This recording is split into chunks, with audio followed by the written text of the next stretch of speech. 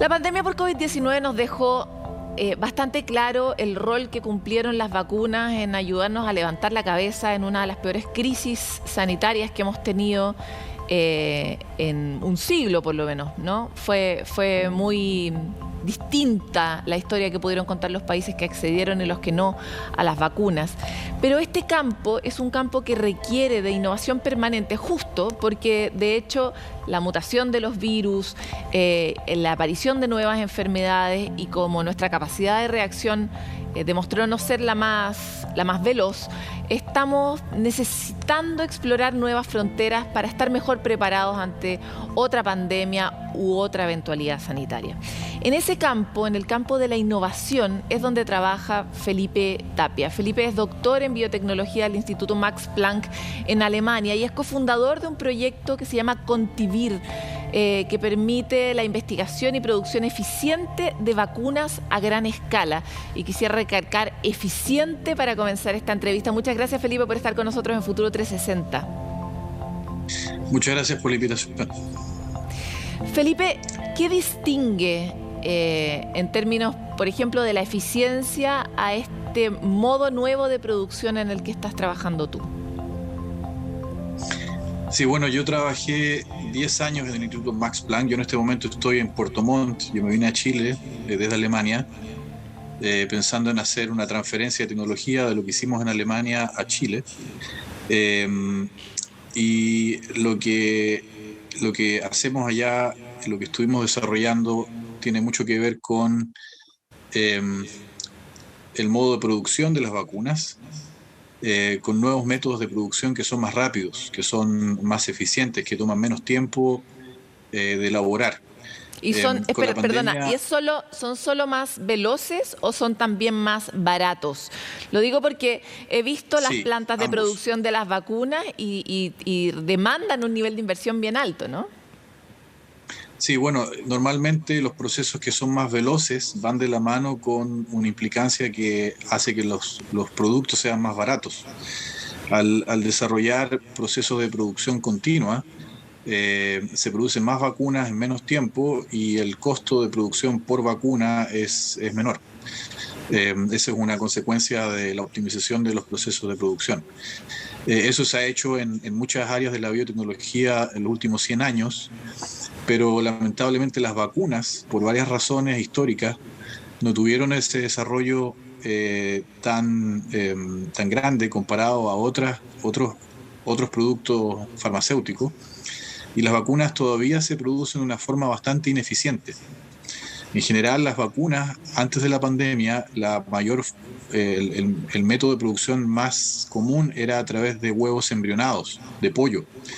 Lo que se hace básicamente con influenza, por ejemplo, la gente cuando se vacuna de virus de influenza, contra el virus de la influenza, esa vacuna normalmente es producida en huevos de pollo embrionado. Un huevo se cultiva, se hace un embrión y se infecta con virus y de ahí salen vacunas. Se produce el virus en un huevo embrionado y se inactiva y el producto de eso es una vacuna de influenza. Ese método es el más utilizado para influenza. 90% de las vacunas de influenza se hacen con ese método y no fue lo suficientemente eficiente para producir vacunas de COVID. Entonces, apenas empezó la pandemia, lo que hubo que hacer fue tratar de utilizar otros métodos de producción que son utilizando células animales. Y los métodos de producción con células animales tampoco son tan eficientes, porque cuando me entrevistaron ahí el 2020, apenas empezó la pandemia, yo mencioné que la pandemia iba a durar 4 años. Me trataron de estar dando información demasiado exagerada, pero bueno, así estamos. La pandemia, todo el mundo hoy día sabe que va a durar 1 año más, probablemente 2 años más, precisamente porque los métodos de producción no son tan rápidos. A ver, y eso es lo que nosotros hemos estado haciendo. Entender un poco mejor, ¿qué tiene de particular este método? ¿Cuánto tiempo ahorra? ¿Y cuántos recursos podrían ahorrar? Pensando también en tener una mejor capacidad de reacción y eventualmente disminuir tal vez el tiempo de una pandemia. No sé si eso es realmente posible. Nosotros cortamos el tiempo de producción a la mitad. O sea, si antes tomaba 12 meses producir, por dar un número, 1 millón de dosis en 12 meses, nosotros la obtenemos en la mitad del tiempo, en 6 meses. Eso desde el punto de vista de la pandemia, si los procesos fueran tan rápidos como los nuestros, la pandemia no se hubiera solucionado en 4 años, se hubiera solucionado en 2 años. Ya hubiéramos solucionado el problema de producción y probablemente ya tendríamos suficientes vacunas para vacunar a los 7.000 millones de seres humanos que hay en el planeta. ¿Y en términos de costos? ¿Eso también se reduce a la mitad? También se reduce a números mucho menos que la mitad, o sea, se puede llegar hasta 10 veces menos por producto, 10 veces menos por dosis. Ahora, es significativo. La inversión también. ¿Qué tiene de ¿por qué este método no lo habíamos usado antes? ¿Por qué no habíamos utilizado este método antes? ¿Qué tiene de particular? ¿Cómo se te ocurrió?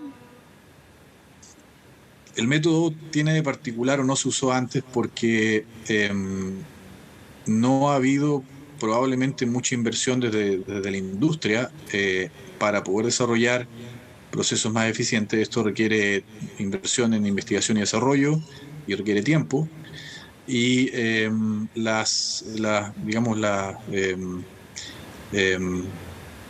las empresas que existen hoy día están bastante cómodas con los métodos de manufactura que tienen hoy día porque pueden suplir la demanda bastante bien hasta antes de la pandemia. La pandemia fue un pic en la demanda que superó cualquier capacidad de producción en cualquier empresa en el mundo. Y eso llevó a que China básicamente tuvo que hacer, China fue uno de los que respondió más rápido construyendo plantas de producción a gran escala. En Europa anduvieron muy lentos porque básicamente las empresas que producen obviamente la calidad por sobre la cantidad y fueron muy conservadores en su modo de enfrentar la pandemia. Y por el lado de Estados Unidos fue un poco más rápido, aparecieron estas vacunas nuevas de mRNA que se aprobaron en poco tiempo y eso ayudó a que la pandemia se pudiera enfrentar de forma rápida, pero los principales motivos es la falta de inversión en investigación y desarrollo en la industria en los últimos 70 años. Felipe, y ahí me llama mucho la atención que estés en la región de los lagos y no estés en Santiago, porque en Chile si hay algo de inversión ocurre casi siempre de forma centralizada, eso no escapa tampoco a la ciencia. ¿Qué estás haciendo en la región de los lagos? ¿Vas a desarrollar este piloto en nuestro país para producir qué tipo de vacunas? ¿Cuáles son las perspectivas del trabajo que estás desarrollando en Chile? ¿Y quién invirtió en algo así en este país? Porque vieras que andan buscando muchos inversores en ciencia, inversionistas. Sí, mira, uno de los lugares donde más difícil es encontrar inversionistas es precisamente la producción de vacunas. Yo estuve en Alemania trabajando varios años en un spin-off, el Contivir, y hay mucho dinero para varias otras aplicaciones en fármacos, pero en el área de vacunas, en Europa, en Estados Unidos, en Asia-Pacífico, es muy difícil encontrar inversionistas porque el riesgo asociado a este tipo de inversión es muy alto. Y normalmente la plata para este tipo de proyectos tiene que venir, en todas partes viene de fondos públicos. Y aquí el dinero viene del gobierno regional de Los Ríos. Y lo que vamos a hacer es implementar un laboratorio, va a ser una réplica de los laboratorios que tenemos en Alemania, y un laboratorio que permite iniciar un proyecto de elaboración de una vacuna humana en Chile. Y recalco humana porque no es lo mismo hacer una vacuna humana que una vacuna veterinaria. Es mucho más complejo hacer una vacuna humana, es mucho más caro y toma mucho más tiempo. Hay que tener un grado de paciencia muy grande para poder hacer vacunas humanas. Y el proyecto se va a desarrollar en Valdivia. Yo viajé a Chile para poder ejecutar el proyecto. Este proyecto inicia en diciembre y, como ya mencioné, son con recursos del gobierno regional de Los Ríos. Esto va asociado a la Universidad Austral de Chile también y con colaboradores de la Universidad Austral, como el doctor Carlos Fuljo y bueno, todo el área de investigación y desarrollo de la universidad. Qué interesante. Y esta vacuna, al principio te había entendido que estabas en los lagos, pero estás en los ríos, efectivamente. Quisiera No, saber... estoy en este momento en los lagos, Era todo, pero va a ser ejecutar. todo era verdad. Todo era verdad al mismo tiempo, ya, perfecto. Ahora, me encantaría avanzar sobre la idea de para qué van a desarrollar esa vacuna, para qué tipo de virus.